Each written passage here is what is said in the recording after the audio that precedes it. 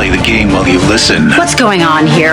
This ragtag crew of adventurers is covering the problems of the average player. Where should I begin? Discussing the homebrews, modules, and the latest content for all things D&D. What in God's holy name are you blathering about? It's Chef Bolgg and the Pirate Captain's recipes for everything. What you're feeling is so normal and perfectly natural. With your host, the Pirate Captain. Everybody loves me, and I don't know why. I'm an asshole. I really am. The Pirate Captain is a dick. Chef Bolgg. Let me take a couple steps back so I can, really get this point across. It's bullshit! And Loke the Bard. Instead of making a deal with Cthulhu or, the greater devil, you found an imp who was willing to give you dark vision in exchange for a gallon of blood. With a little mayhem, mischief, and a bit of bardic charisma, it's time for the show. Every time I listen to this damn intro, I find one more F you to me. Are you talking about just when you open your mouth and speak? You know what? Hey, I'm calling it an early show again today. No. But there's that little voiceover guy in the middle of it that sounds just like Nickelward. How did he get in the damn intro before me? He's short. You probably walked right by you, didn't see him. Yeah, that's probably true. I gotta start looking down. We all too tall, is what it is. It is true. Yeah. We are tall. It's okay. We all look down on you, so.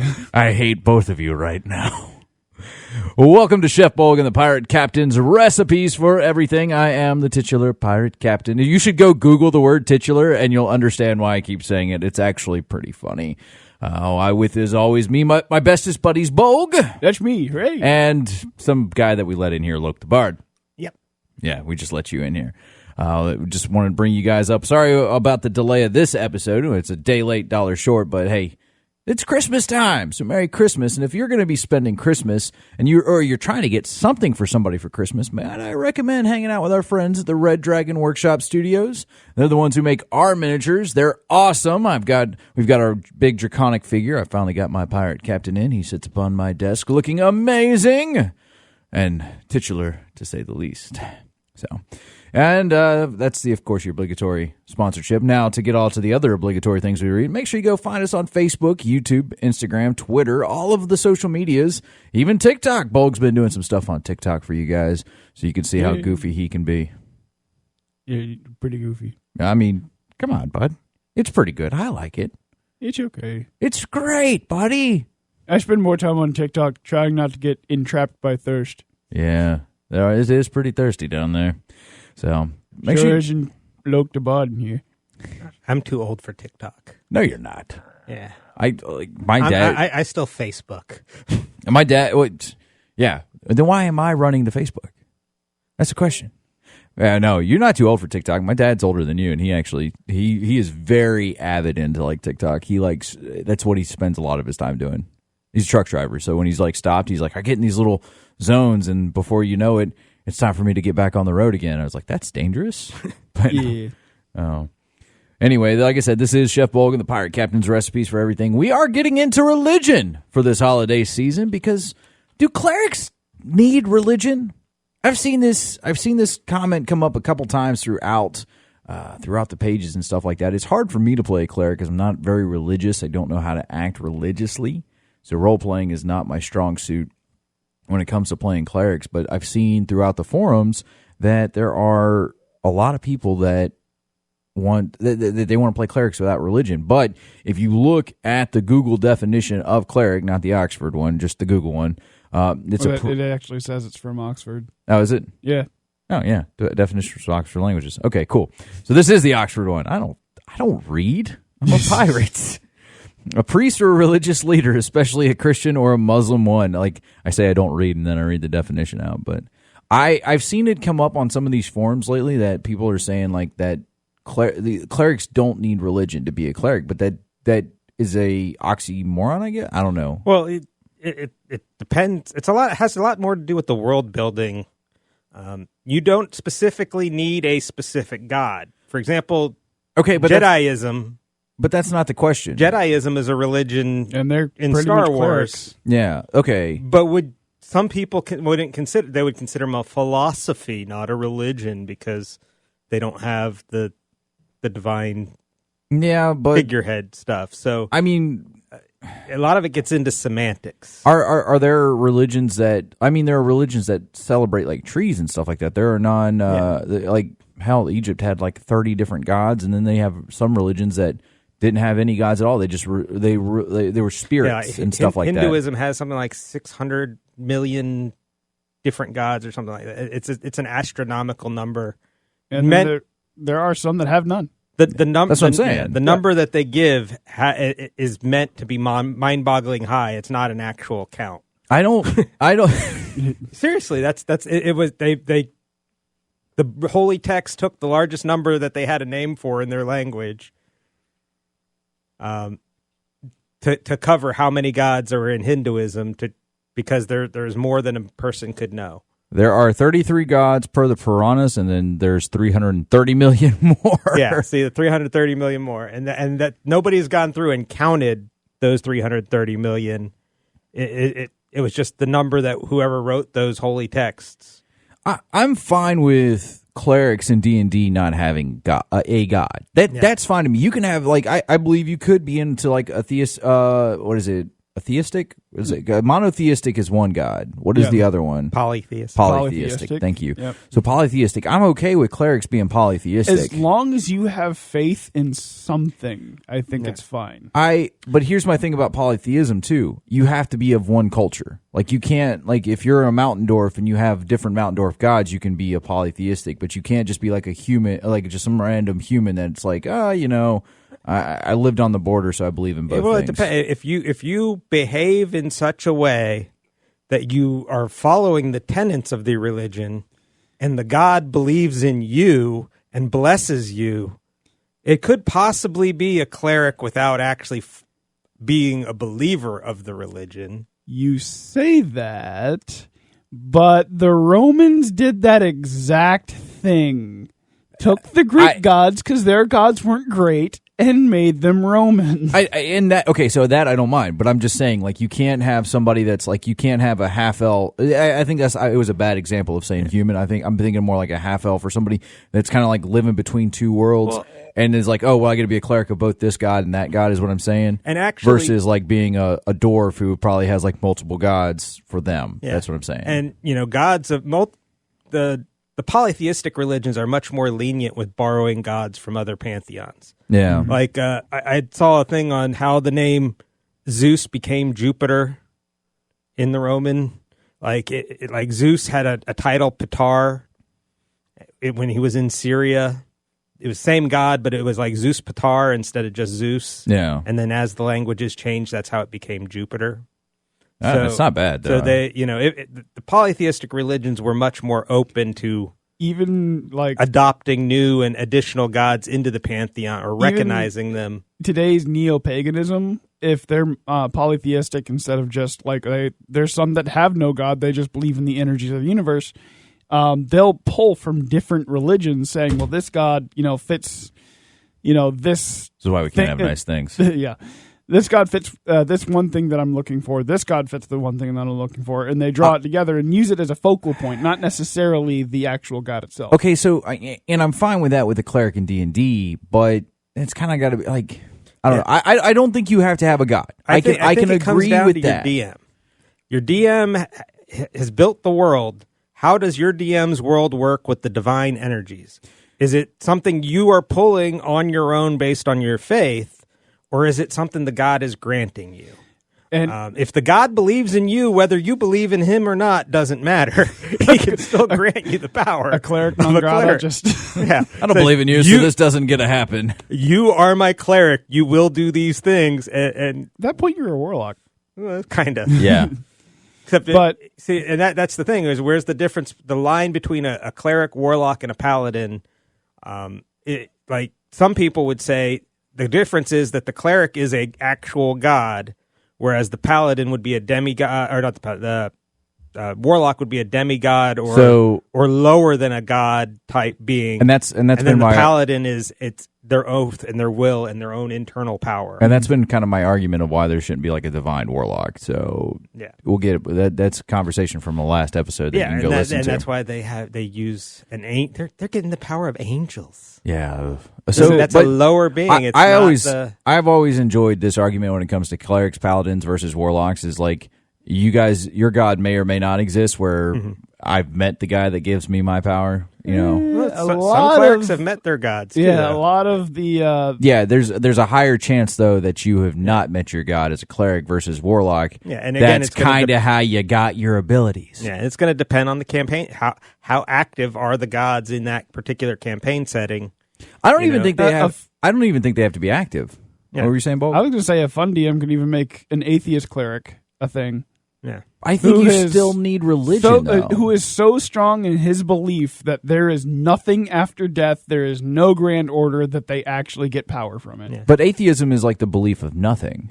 Yeah. So they believe there is no grand design. So how are you getting your There power? is- Because you like a chaos domain. but how are you getting your power? Because your power comes from faith. yeah, So you're literally Mind drawing over from matter. from the ether. from nothing. No, Yeah. you're drawing from nothing. So Yeah. Well, that's the one basis times of my- 0 is still 0, is what I'm saying. So if you have nothing, you cannot multiply it to get anything. As much as I'm playing devil's advocate, I wouldn't allow that in my campaign. Yeah, there's no way that's going on. I mean, You I've can- got a warlock that does that with the Yeah. void. yeah, which- but the void is nothing. That's Yeah. different, and that's you're pulling power from something that is nothing versus believing in nothing. All right, you can't multiply healing times nothing. maybe there's a secret god of nothing. Yeah, and the void. is, See, now you're being semantic, and I like it, but you're being a dick. That's my job.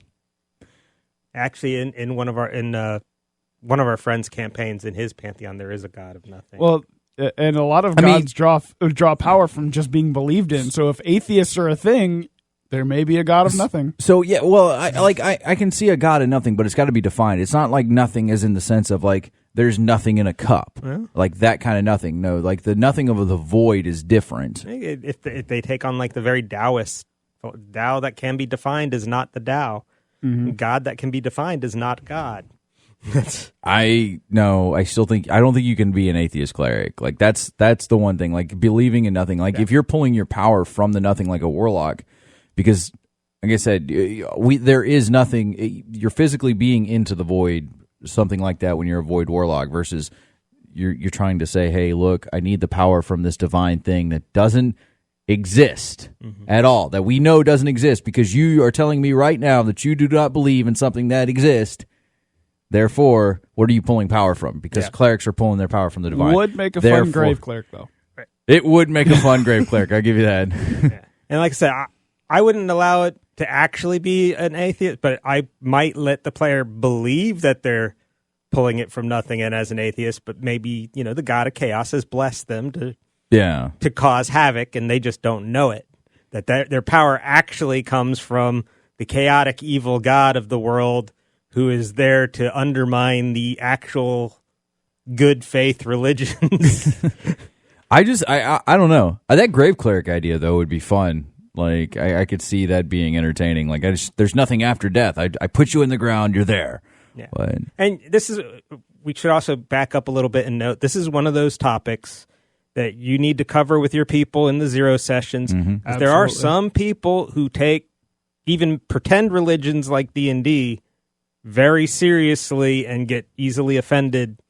So this is one of those topics in your zero sessions. The Satanic Panic was a thing, and people still demonize Dungeons and Dragons and other type of media like that because of its polytheistic roots. Yeah, I need to our go- group and- is very comfortable pulling from multicultural religions and talking about I've been at tables where it is a monotheistic universe.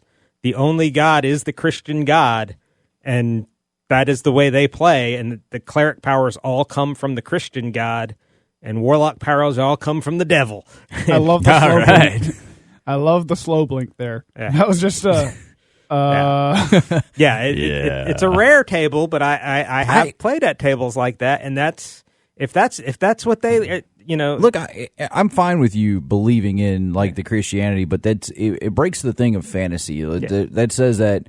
And I get it, a lot of Christians, and this is going to be kind of like one of the more religious episodes that we'll do, but it's clerics, man, it's that.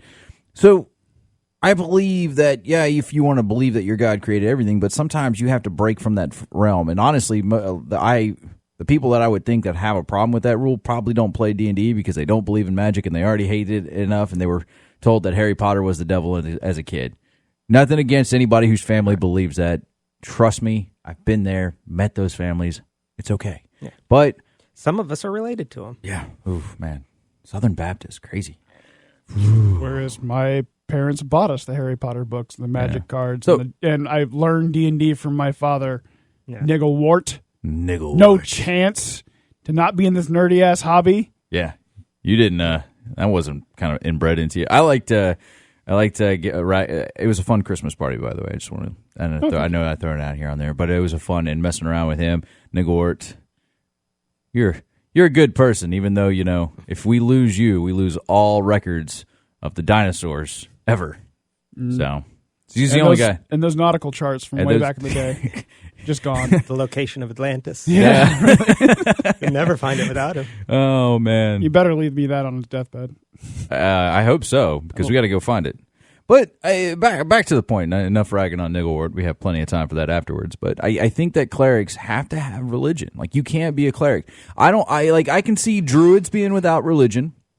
Well, and see, that's the two thing. classes. In old editions, druids were a form of cleric, right? But in modern editions, let's say, because we are a 5e focus, let's say in 5e, I could see your druids being without religion. I'm fine with that. Like, they, just believe in the trees. They're the Not Lorax. even believe in the trees.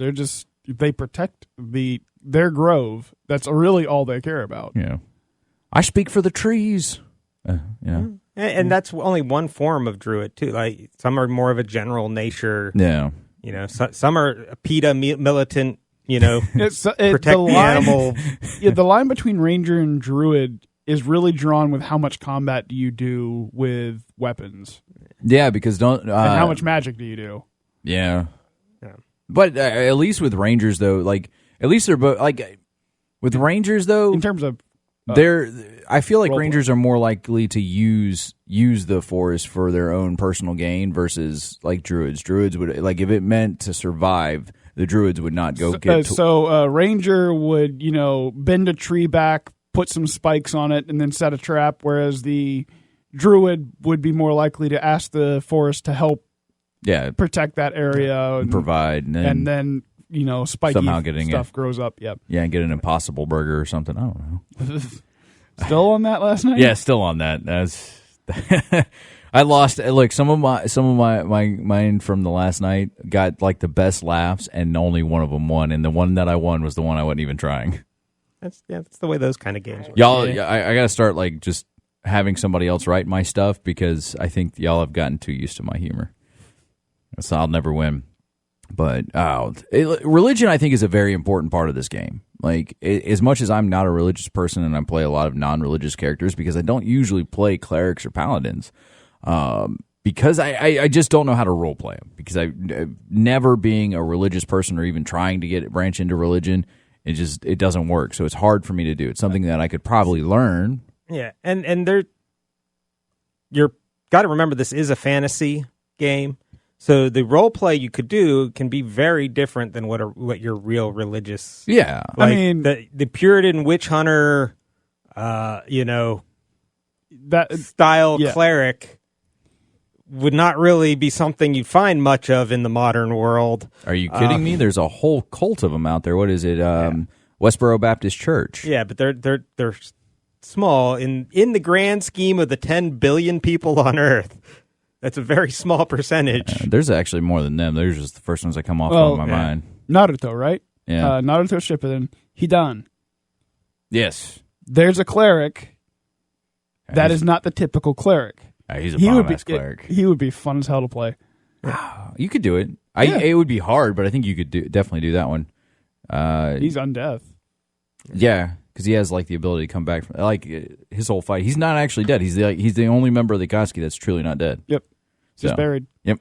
I would almost pay to see him coming back in Boruto in some stupid I way. don't want to see. Like, no, we're not getting it. That's a whole. Well, he would get destroyed as the power scalings happen in that manga anyway. So. That series should have ended even before the Ninja War.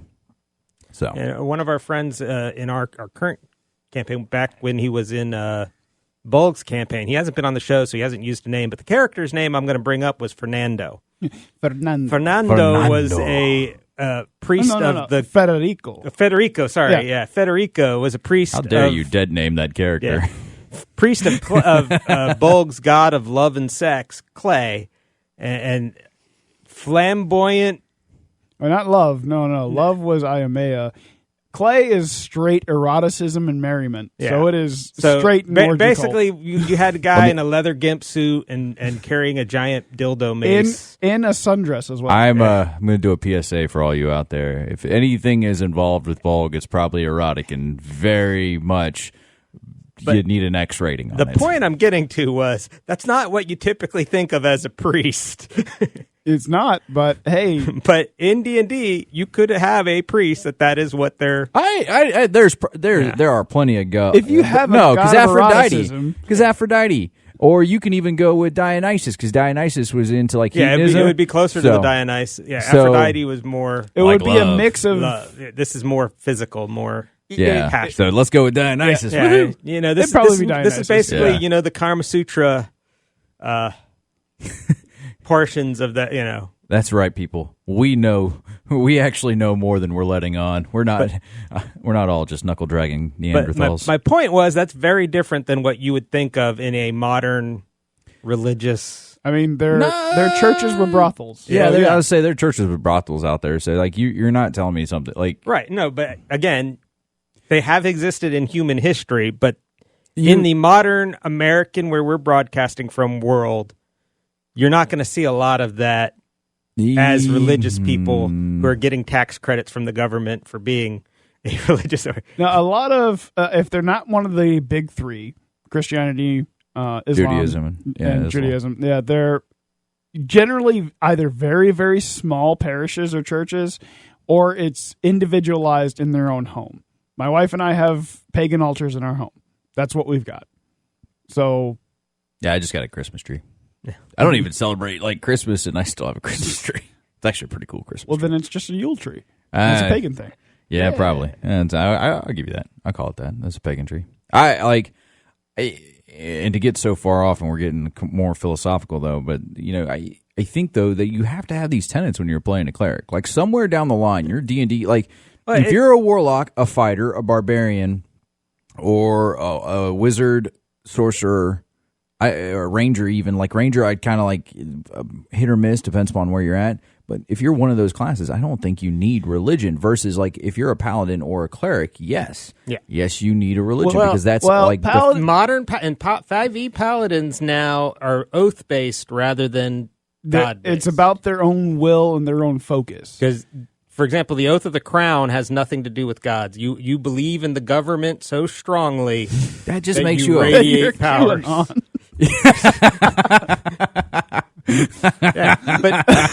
I didn't write the rules. That's just the way they play. Oh, that's good. You basically believe in the government so strongly that it has granted you magical powers. Kicks in the door of the bar. Where's the pizza shop underneath here? I know there's a basement. Now the older editions, this wasn't always true. I think though, as a paladin, you kind of need. I guess it's faith. Yeah.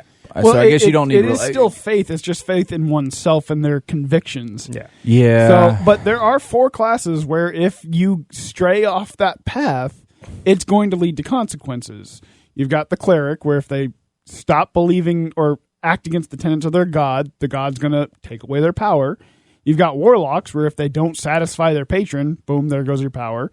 Paladins, where if they don't fulfill their oaths or do something to break those oaths, they're now an oath breaker. And druids, if they set a forest on fire, forest probably isn't going to come to help them. Hold on, with the druid though, I want to say something about the druid. That's something. If it's another done well though, if it's another forest that our forest was kind of like waging war against, it's okay to set that one forest on fire, but not my forest. That's the thing. Yeah, if you were to do something to damage your own grove or damage an allied forest or whatever, that would be bad. Right. But that's something, like I said, 5e has, like in the older editions, you could lose your powers at the drop of a hat, and the DM would just wash his hands of it and say, either you're now a fighter or make a new character because you lost your power Wouldn't because you believe did whatever I've you come did. back as Nigglewart Jr. Yeah. More Nigglewarty than the last. But in 5e, it's much more...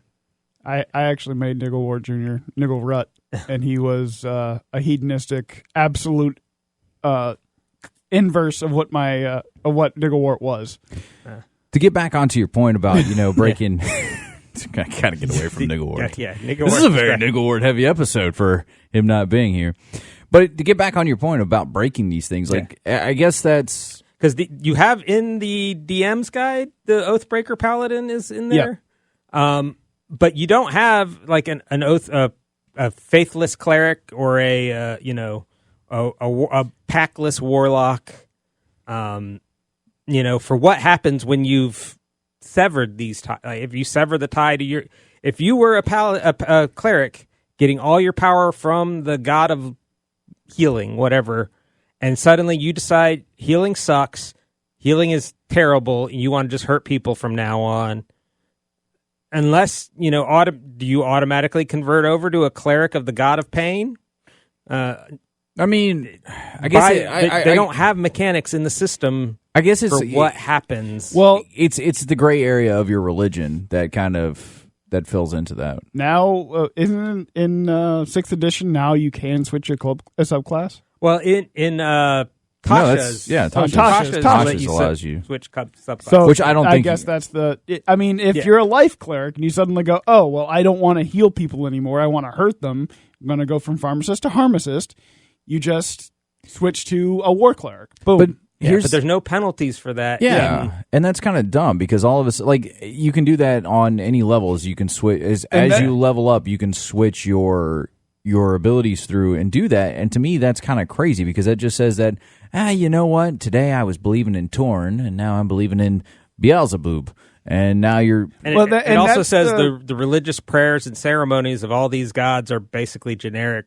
That's the transient nature of the polytheistic world of D&D is that you can just switch from god to god to god, and it doesn't have as many consequences. In the older editions, yes, absolutely. But you have to make a new character basically and start over. But that makes your god just as tame as other ones. So if you look at it like Zeus, all right, we'll go to the Greek mythology. So you have Zeus. Zeus is obviously the king of the gods. So if you're praying to Zeus.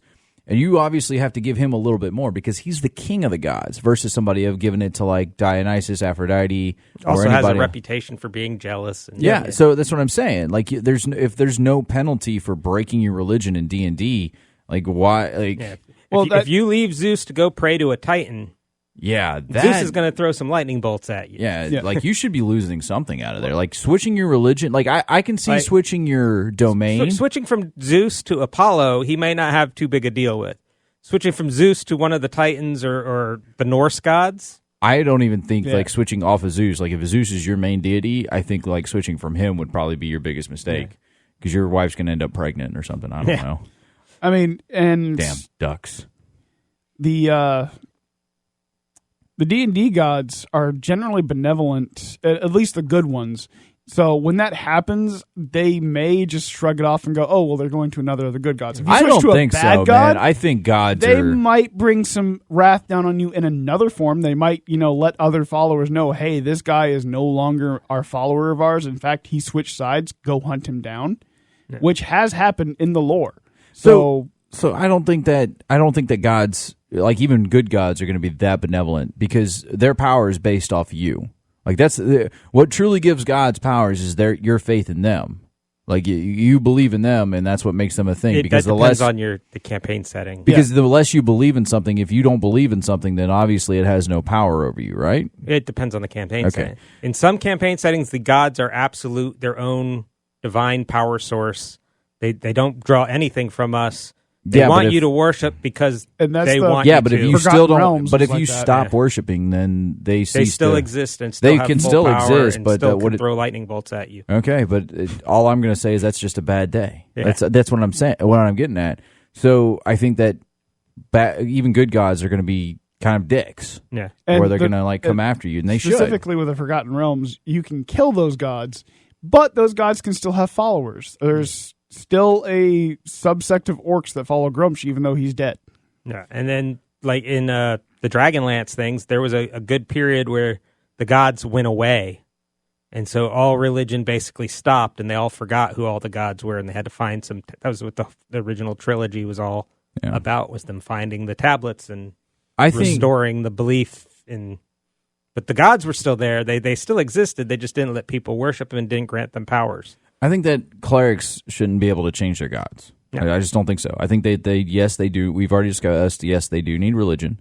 But I think that a divine, I don't mind if you want to change your domain.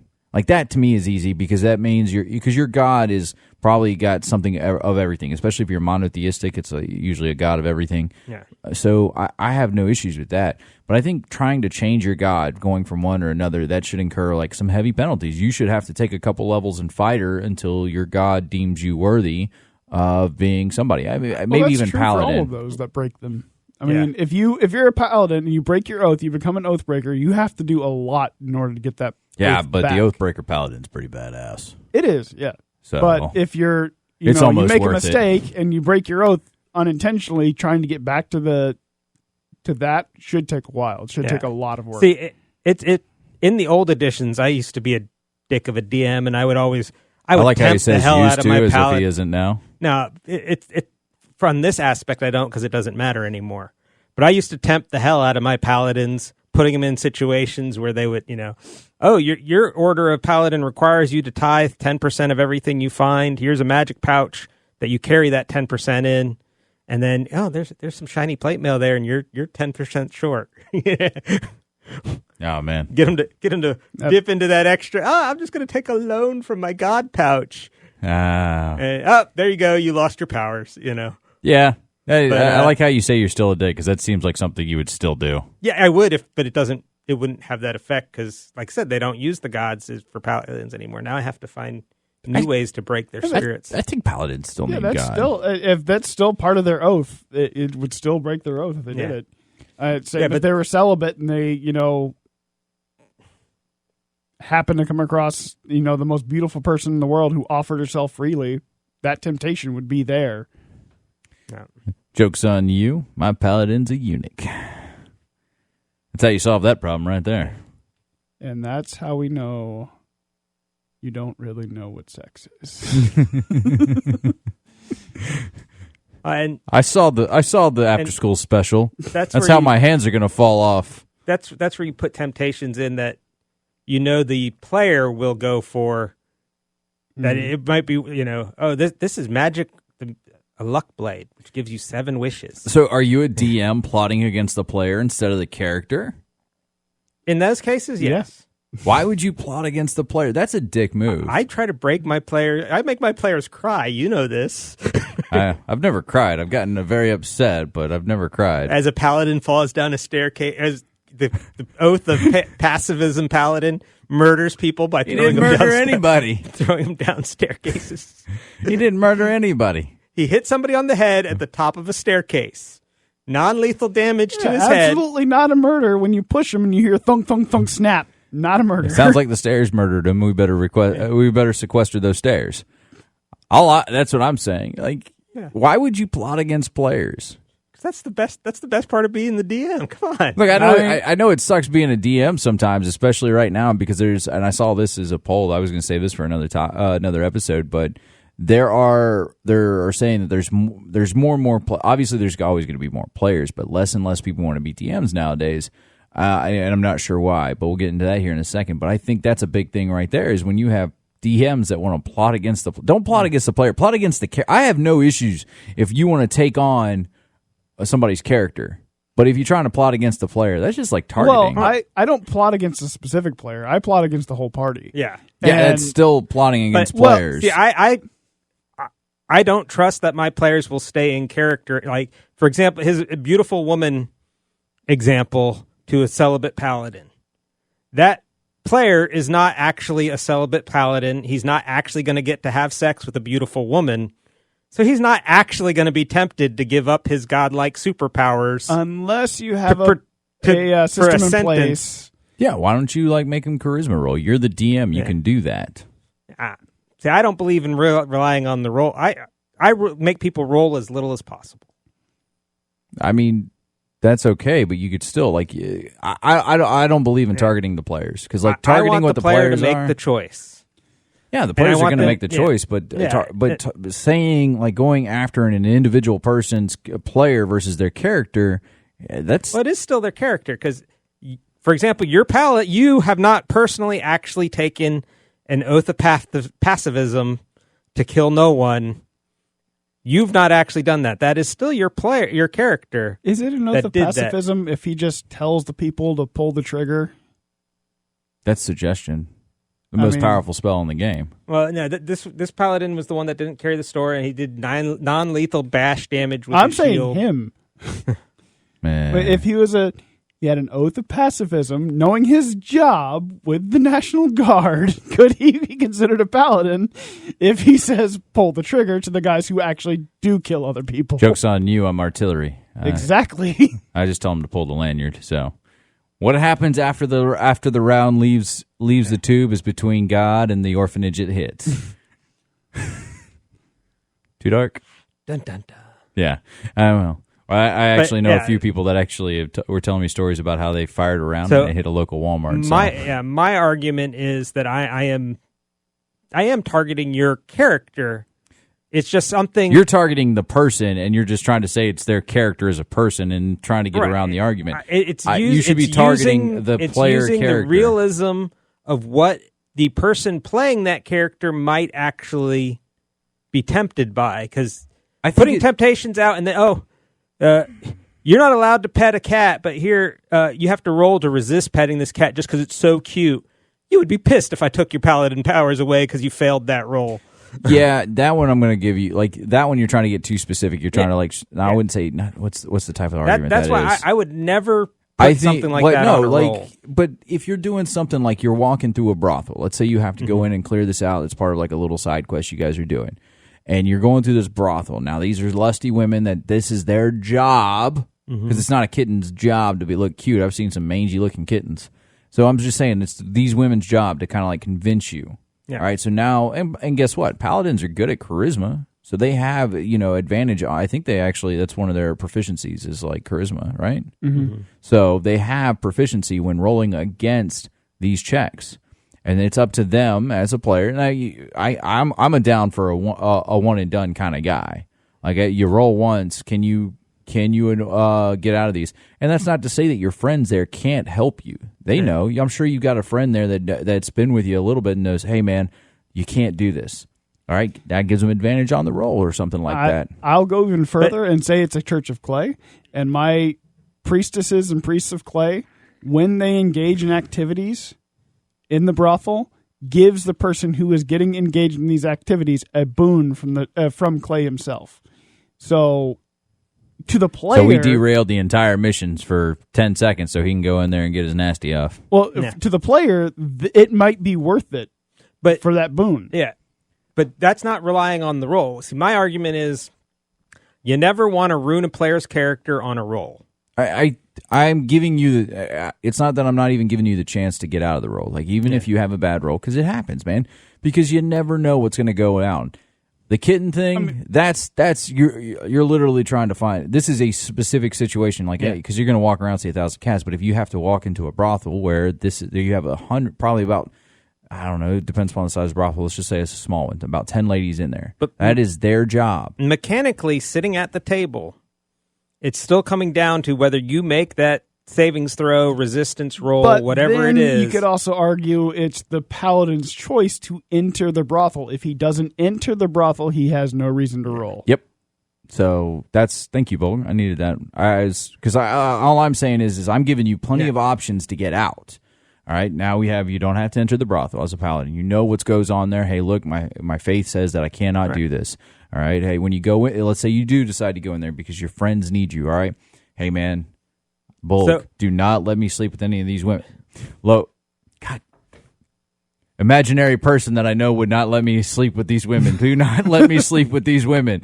And so you go in and you have because it's the same way you would have to. You give people seasickness when they go on a boat, right? But seasickness doesn't permanently take away their paladin takes your abilities. You could die from having it throwing up if you get attacked while the boat's going on because you are seasick. So yeah, that's going to give you like a disadvantage for one fight. That's not going to permanently ruin your character. It will, because if your character dies. This one isn't it's really going to take more than one roll for your character to die. I mean, it's going to take more than one roll. It's going to take more than one roll to get. If you decide to go into now, like I have no problem with like what he was saying. If it's a god of sin will give you a boon if you give in to this, and then the paladin chooses to give in to take that boon. So I'm going to go back to my... I'd say that's targeting the player just as much as what I had said before, rather than the character, because the character doesn't know that this I'm going to go isn't what's going to... I'm going to go back. I'm going to go back to the boat. The boat analogy is saying that you can have multiple bad rolls there and still kill a character. Why? Because he got seasickness this one time when he was out there on a boat. Yeah. All right. So why can't it be the same thing in there? Like, all I'm saying is don't target the player. Yeah. Target the character. And like I said, give them options to get out. They have options. Players, you as a player, you guys, we as players forget that we actually have more power than DMs do in a sense, because we can just choose not to do something. Yeah. All right. We could derail their entire story where you are like kind of guiding us this way, and we're like, yeah, we're going to go that way. You didn't have to hit that guy on the head on the top of the stairs. Oh, now you're just being a dick. Then also the paladin could be in there, and the women are all coming up trying to chummy, trying to convince him to come, sleep with them. And let me tell you, if you're an unarmed woman in barely any clothing whose profession is solely to pleasure other people, if that paladin draws steel, you're suddenly going somewhere else. And paladins will defend their oaths with violence. I'm fine with that. Yeah, that's what I'm saying. That'll avoid the roll. I'm saying I'm kind of with you. If you roll, if their characters is ruined by a roll, it is decisions they have made that have led them to that roll. Yeah. Like running up a staircase with the sanctuary on. I like it when he loses. He just goes in and he attacks the player again. He's like, all right, it's a perfect example. So anyway, about clerics in 6th edition. Clerics in 6th edition. Yeah, because we're way off topic. We've like clerics and paladins. I think this is a good episode though. In the new UA that just came out, the first sentence of the clerics section is clerics draw power from the realm of the gods and harness it to work miracles. So I think 6th edition kind of ends this debate. Yeah, that's telling me that they're trying to get away from religion and just like. Oh no, they're going straight. They're doubling down on religion. It's no longer saying coming from the divine realm or from divine power. No, it's saying it is coming from gods, and you are performing miracles for that god. All right, that's where I was getting kind of caught up on the word miracle. I'm thinking like, because when I think of miracles, I think of like chance. I think, it's a miracle that I made it here on time or something like that. Like that's what I was kind of thinking of. So actual biblical miracles. Yeah. Okay. Yeah, like healing the sick, or healing the sick, and raising the dead. Yeah. Okay. Yeah. Then all right. Yeah. See, look. So now I did watch. Doing our show prep, there's a good YouTube video by Bob World Builder where the history of clerics, where he goes through each edition, and it's like, okay, in 1st edition, clerics weren't tied to a religious order; they were, a type of fighter on the field. 2nd edition, this is what they were. 3rd, and he goes through the basic D&D versus the debate why they like in 2nd edition the split between basic D&D and Advanced Dungeons and Dragons. One went to a non-religious way, and the other went to a over-religious way, and they kind of forked in the roads there. And he goes through the entire history of all the editions. We're not going to bother doing all that here. We don't have time for all that. Forked in the road or branched in the Joshua tree. But the point is, though, in each edition, it has changed, and they've redefined it and re-looked at it. So you have to look at the specific edition you're talking about, and then every table is different. Yeah. But, So I mean, it all boils down. You have to have faith in something. Yeah. Faith in something. Not atheism, not faith in nothing, because if nothing times nothing is still nothing. Yeah. So faith in something is still something. So I guess clerics do need religion. And the 6th edition, I'll be honest, 6th edition changes are pretty good. I think we got a downvote on our YouTube video that is D&D 6th edition. I think that's the one thing that somebody would... And that's the other thing. I don't know if you've watched the new the video where they were going over the results and those kind of things from the one D&D surveys. It's becoming more and more clear this is a 6th edition, not a 5.5. Just by some of the changes, like for example, cleric, all classes in the new player's handbook that's coming out in 2024 will only have 4 subclasses. Yeah. So clerics and wizards that in the current player's handbook have 8 subclasses are going to be much more focused, which is good. and with smaller Scroll that on selection down. We of can actually count. Oh, yeah. Hold on. well, Players. those include those ones include the other. No, this is just The hold empires on. now. 1, 2, 3, 4, 5, 6, 6 domains come out of the player's handbook. Yeah, 7. 7. 7. 7. Yeah, and Okay. wizards have like 10 or 12. Yep. Well, yeah, because they have one for each school of magic, right. which I think I don't think they ever needed, And they're reducing all of them to 4. which is good because most people either played Evoc Wizard anyway because they wanted spell sculpting because they just didn't, they don't believe in friendly fire, which makes you not a real wizard. Yeah, and they're also changing where all classes get their subclasses at the same point. Yeah. So clerics who used to get their subclass at the first level will now be getting it at the 3rd level like everybody else. That's cool to me. And when they get their second subclass feature, what is it? 6th level is when everybody gets a subclass feature at 6th level, regardless of what your class is. So it's more balanced that way, going across the board. Yeah. If the balance is correct. If the balance is correct. I just knowing what I know about wizards and their previous versions, it's not going to be balanced. Yeah. It's an attempt, and I give it that. Yeah, I'll and give in their them- videos, they had said their goal for this, the reason they do this, was that they're trying to get rid of these 1-level dips that are kind of unbound, like because warlock and cleric, those 1-level dips were much more potent than a 1-level dip in wizard. Well, it's because they made wizard so broad, and I get it. You want to be specialized in a school, but I think there could have been a better way about doing that. Like every few levels, you get to choose a new specialization of a school, so you can start out, and it gives you a few benefits as it levels up. So if you did it like this, so 4, 8, 12. All right, let's use those as examples as your ASIs. So at 4th level, you choose a new specialization. Now, every time you hit, when you hit 8th, you get a second feature of your original specialization, and now you get a second specialization because now you're spending a little bit of time learning new magics. And then when you hit 12, you get 3, 2, and 1. I think would be really cool. So now you can say, look, I started out as Evoc, and by the time I'm 12th level, now I can spell sculpt. And now, but I also have a couple time. Now I have some stuff in abjuration, so I'm also good at buffing the party. Because remember, you're not a real wizard if you don't believe in friendly fire. But and I'm these change.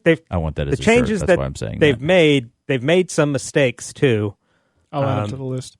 Like one of the things you get as a cleric at 1st level, your channel divinity can now either heal or harm 2d6 times your proficiency modifier times a day. So, but the problem with that is you do the 1-level dip as a cleric, and then do 19 levels as something else. And all of a sudden, your channel divinity you're doing 68 healing or harm 6 times a day without using spell slots, just like any cleric of a 20th level. So there's some things that they'll still need to correct and fix, but the general idea. I don't think your proficiency should go up if you don't continue something. Like if let's say you have an 8th level fighter, all right, but you spent 2 levels in cleric. you should only have six. Let's just say it's 1 point per level, just to make math easier. You should only have +6 to proficiency instead of +8 because you're not proficient in both. Like it'll level itself out, and then when it evens out, then it'll go. Or if you go back to being a fighter, or you get a proficiency mod per class. Where yeah. You get the +2 to your cleric skills and a +6 to your fighter skills.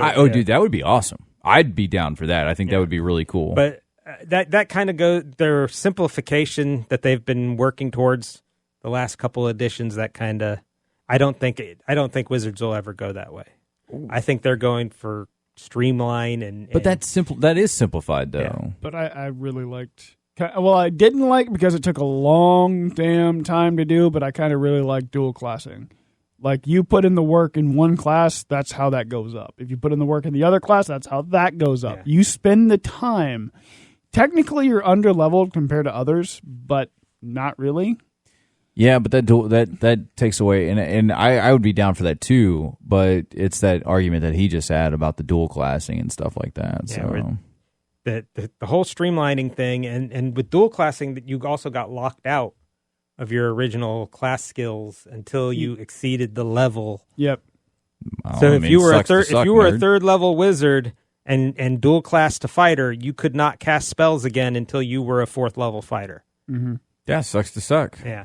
I mean, but there's got to be penalties for trying to because that would help with you're talking about the 1 level dip earlier. Mm-hmm. That would help with that 1 level dip of where I run in real quick just to grab this and go instead of, all right, hey, look. It would make that 1 level dip your first class. Yeah. And then you would have to switch after. Instead of going back and doing a 1 level dip after doing 8 levels of fighter, you would have to start as a 1 level cleric, then do 8 levels of fighter. Yeah. So it does help with that. It's a system that'll balance itself out at that point because you're going to have to, your choices are meaningful. That's what I want out of D&D. If you're focusing this much time and energy to be a different class, you should be locked out of the other stuff. Yeah, because then you're not focusing on what it takes to be a fighter. Yep. Yeah, and I've seen other arguments where there's in other systems like Pathfinder and them where in order to multi-class you first have to take a feat associated with the new class. Like, so, for example, if you're a fighter and you want to multi-class into mage, you have to take the magic initiate feat. And then the next level after taking the magic initiate feat, that then you could take a level as a wizard. Okay, that makes a little sense too, because the human brain is able to study a couple different things at once. Yeah. If you're a fighter and you just happen to dip your toe into magic, after spending a level doing both, you could probably pick up more serious study of magic while still learning to be a fighter. I mean, if you're an Eldritch Knight too, that kind of leans into it. So yeah, but. Yeah, so and they would basically you would have to have a feat for every class. The roguish initiate and the holy and the magic initiate could work for a priest. There's skills that benefit your stealth and stuff like that. So I have to take those. They lay in those other systems. They lay out in order to multi-class to this class, you must first take this feat. So what you're saying is wizards would actually have to work. Yeah. That's all you like. I want your stuff to maintain. I want your decisions to be impactful. Yeah. All right, you shouldn't just be able to go, well, you know what, I'm going to be, and this is my issue with min maxers too. Is like, oh, I'm going to go take this. I'm going to do a little bit of this and a little bit of that. Your impact is not. You're not making an impact. You're just creating like the perfect character to play the 1s and 2s of this game. Which there's more to this game than 1s and 2s. All right. Mm-hmm. So if you take something, let's say you're going to be a cleric for a little bit, but then you want to be a fighter, you're almost like losing your religion. Not to use the song as a little bit of a tidbit, but you're essentially like losing it just to go and be a beat 'em up fighter. And you're also stepping on the toes of the person who started as a paladin.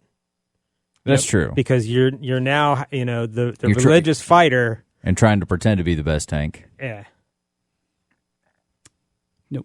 Yeah, because we all agreed the paladin was the best. Yeah, it's not. Oh no, we all agreed. That the barbarian is the best tank. True. Oh, we did. You're I right. love callbacks. We forgot. That was funny because he's like, the fact that you said, I was like, wait a minute. No. He Daffy ducked me. Rabbit season. But no, it's bardic influence. Yeah, see, that's why I'm on this side of the glass and not that side, because he would definitely get me with that every now and then.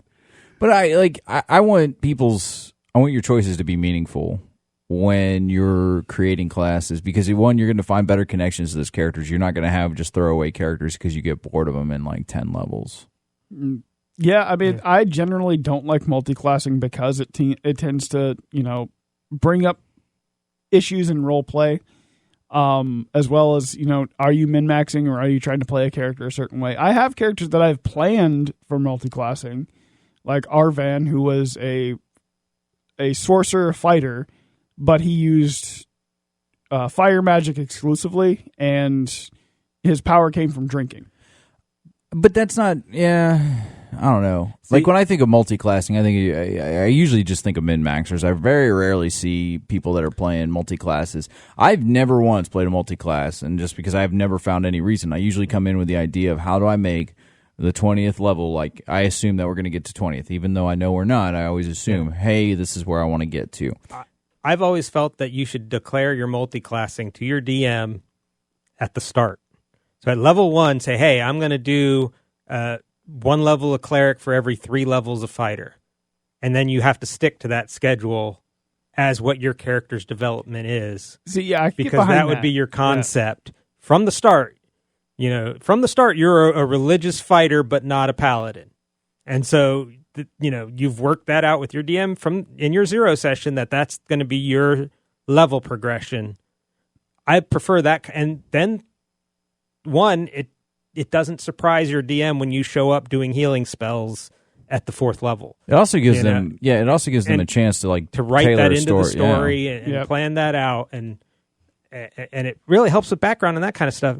Because the ones that the multi-classes, not just the people who are min-maxing, but the ones that really bother me are the ones that all of a sudden, I'm playing 8 levels. These are your skills. This is the kind of character you are. And all of a sudden, I leveled up. You know what? I'm going to go ahead and take this other class completely just because. Just cause. Yeah. So you're breaking the DM story, and that's where the player, I was going to go back to this argument from earlier, player starts targeting the DM. Yeah. And now you're being a dick to the DM. Then you also start, now if you're doing it because your party doesn't have a spellcaster, and so you pick up the spellcasting because you're trying to cover that hole. But how? Ask yourself that. Like, if you're a wizard, or sorry, you're a fighter. I mean, you could do it in the story. Yeah, I mean, if you're a fighter, if you're picking up every time you go to a town, you pick up a book about magic, and in your downtime you're studying. It's possible to do it in the story, but I'm saying it's not as bad when you do it just to cover something that your party's lacking. You meet an imp. And you give him a gallon of blood. No, we're not doing that. We're not doing that. What irks me is, the paladin is shining. The paladin is in here. He's smiting people. He's your frontline tank. He's doing great. And your fighter is lacking because he doesn't have the magical support. Both of you, you know what? Both of you, stop. Shut up. No, we're not doing that. So he multiplies into cleric to get to compete with and step on the paladin's toes.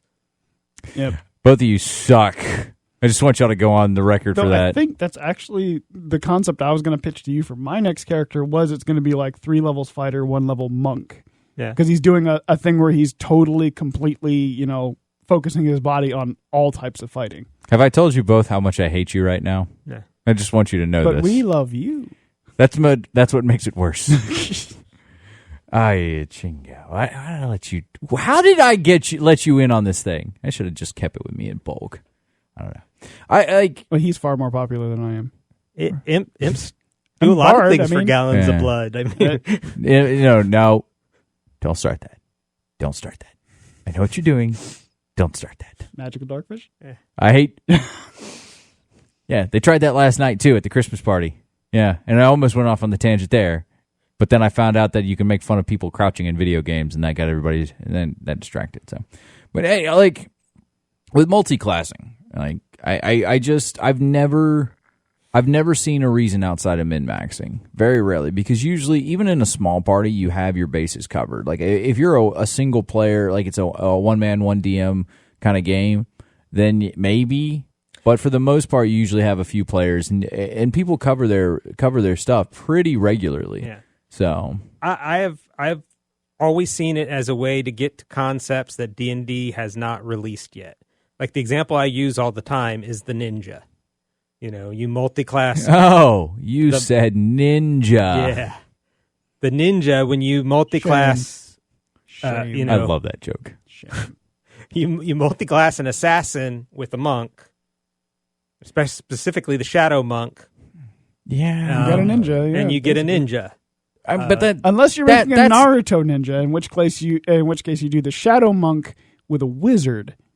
Evok. I think that they really that's where Wizards is messed up, and they put out quantity over quality, and they could have made quality classes that actually did these things or fix the classes, because if you know what you want to make they're clearly missing certain classes, like the fact that they have a samurai but don't have a ninja amazes me. Either one of them could have worked, because then you could have had like a ninja that is more like the traditional Japan ninja. With the shuriken and stuff like that, or the Naruto ninja, which, if you honestly look, there's the 4 elements, but they didn't take the time to make the 4 elements a quality subclass. Yeah. So that's the issue with that I have. Yeah, so the Naruto one would probably be more of like a 4 elements monk with a assassin still. If You could do that one, or you could still do the 4 elements and a wizard, because then you could. I guess it just depends upon what kind of like. Do you want to do genjutsu, taijutsu, or ninjutsu? Thank you, ninjutsu. So I mean, and that it spreads even further out with the way that the Sun Soul is supposed to be like a Super Saiyan. Yeah, I mean, but that, it's not. That didn't need to be made. I'm going to be honest. It didn't need to be made, no, because you can absolutely do it by mixing fighter and mage. Yeah. So that's all I'm saying. Like I get where you're going. Yeah, I don't have a problem with multi-classing if it's for a concept reason, story reason. It irks me when it's a Oh, well, I could get action surge. Yeah. That could help. Yeah, that's like multi-classing, and I understand where you're coming from, wanting to create the class that you want, but that's where we need to actually get onto Wizards when it comes to the 6th edition. Now, get in on these surveys. Go on them. They're over at the... You okay? Yep. Okay. Good. Yeah, and that's another thing you need to, like, I don't know if you've watched the videos on the survey results. You know, nothing on that first survey was below a 60% positive. Yeah, I can believe that. Including even the stuff like the DMs not critting and those kind of things. I think DMs should still crit. Yeah. Well, that could be up to the DM, too. Yeah. Right. But nothing on their survey was below a 60%. Now, Wizards takes a 60% as they know that people on these surveys are overinflating the positive, so they take a 60 as needs changes. Yeah. Whereas anything over an 80 is where their threshold is. So it's American schooling. Yeah, it's American schooling. Whoa. Pass, fail. That's Florida schooling. Yeah. So, you know, I mean, they're at least aware, which is a good sign. They're aware that people are doing this because they had 40,000 survey results. Yeah. And, you know, the new Dragonborn that they put into the same one with the Clerics, where they're fixing the problems we had with the Dragonborn they put out in the first edition, based on the comments, because that was somewhere in the 70s, I believe, if I remember correctly from the... It's been a while since I watched the video. Right. No, I get you. But they've gone through and they fixed the problem, and they recognized what people were complaining about and have gone back and fixed them. So they are looking at these results. So if somebody doesn't like I know I'll be noting about this Channel Divinity at level 1 scaling problem, and hopefully they'll be reading it and correct that before it becomes the final product. See, complaining voices do matter. But yeah, you got to be, you know, if you really don't like something, make sure, you know, don't be nice about it. Go don't in be there a dick about it either. That's my job. Don't be a dick about it. No, I'm saying don't be nice about it and put it as a neutral or I don't really like this. Just the survey Answer honestly. Yeah, answer honestly. Say I don't like this, because your one vote is going to get weighted in with the 40,000 others. Mm-hmm.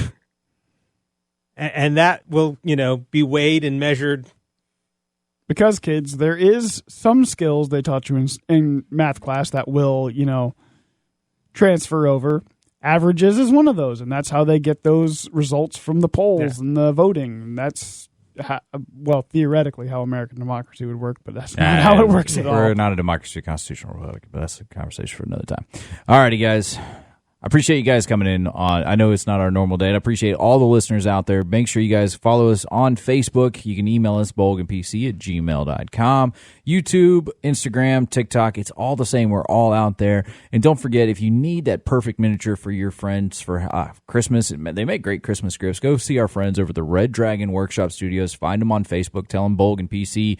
And I guess Loke sent you. And they'll be sure to say hi back to you guys. Appreciate everything. You guys have anything else for us? Not really. I'm working on a recipe now that hopefully will be out before the end of the year. I'm just trying to get everything play tested and make sure everything's good. Ooh, sounds fun. Merry Christmas, Happy Holidays, Happy Kwanzaa, Happy Hanukkah, Blessed Yule, Blessed Yule. I'm sure I'm forgetting Ramadan or whatever. No, Ramadan's not. That's a few more months. That's a few more months. Okay, but whatever winter holiday you celebrate, enjoy it. A festive greeting to you. Festive greeting, yeah. A festive greeting for the rest of us. A Festivus for the rest of us. Yep. It's a Festivus miracle. With that being said, say goodbye, Bolgg. Goodbye, Bolgg. Say goodbye, Loke. See ya. Bye, guys. You've been listening to Chef Bolgg and the Pirate Captain's Recipes for Everything, featuring Loke the Bard. Like, follow, subscribe, and share this podcast. You can also find them on Facebook, Twitter, and YouTube. Just search for Chef Bolgg and the Pirate Captain's Recipes for Everything. Questions, comments, and movie requests can be sent to bolgandpc@gmail.com. And as always, happy adventures.